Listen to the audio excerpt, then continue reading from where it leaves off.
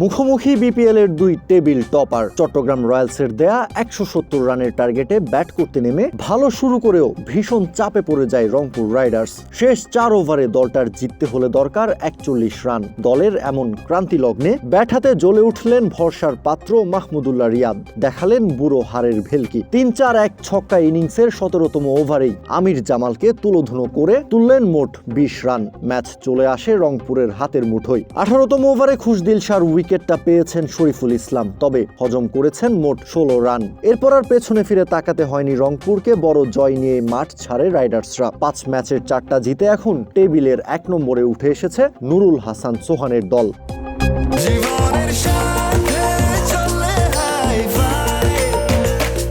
স্বাস্থ্যকর all time honeycomb, সব সময় অল টাইম হেলদি লাইফ।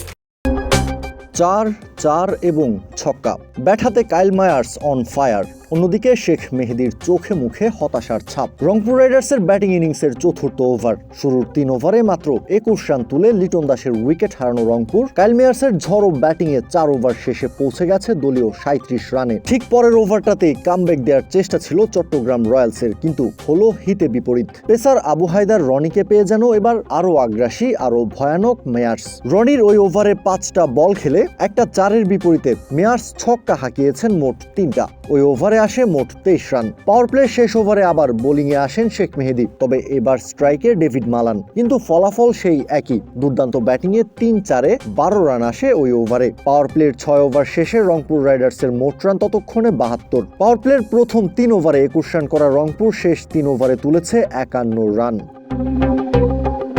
ইনিংসের 7ম ওভারে আমির জামালকে আরো 2বার বাউন্ডারিতে পাঠান মেয়ার্স। 5টা 4 এবং 4টা ছক্কায় তুলে নেন নিজের 50টাও। কিন্তু 23 বলে 50 তুলে নেয়া মেয়ার্স ওভারের 5ম বলেই শেখ মেহেদীর হাতে ক্যাচ দিয়ে ফেরেন। সেই সাথে ভাটা পড়ে রংপুরের রান তোলার গতিতেও। একটা সময় মনে হচ্ছিল বেশ কয়েক ওভার হাতে রেখেই ম্যাচটা জিতে যাবে রংপুর, কিন্তু না। পরপর তাওহিদ হৃদয় এবং ডেভিড মালান যথাক্রমে 17 এবং 30 রান করে ফিরলে চাপে পড়ে রাইডার্সরা। 7 ওভারে 81 রান তোলা রংপুর 16 ওভার শেষে করতে পেরেছে 129 রান, অর্থাৎ শেষ 9 ওভারে ওভার প্রতি 5 করে করতে পেরেছে মাত্র 48টা রান। আর তাই তো শেষ 4 ওভারে তখনও রংপুরের জিততে হলে দরকার 41 রান।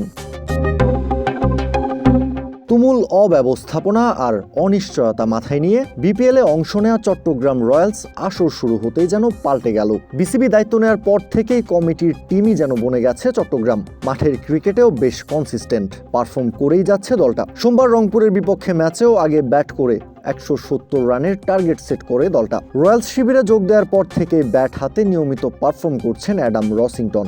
রংপুর রাইডার্সের বিপক্ষেও এই উইকেট কিপার ব্যাটার পেয়েছেন 50-র দেখা। বিপিএলে এই নিয়ে টানা 3টা 50 আসলো রসিংটনের ব্যাট থেকে। এছাড়া হাসান নওয়াজের 38 বলে খেলা 46 রানের ইনিংসে ভর করে 169 রানের সংগ্রহ পায় চট্টগ্রাম। কাউসার শান্ত, ক্রিক ফ্রেঞ্জি।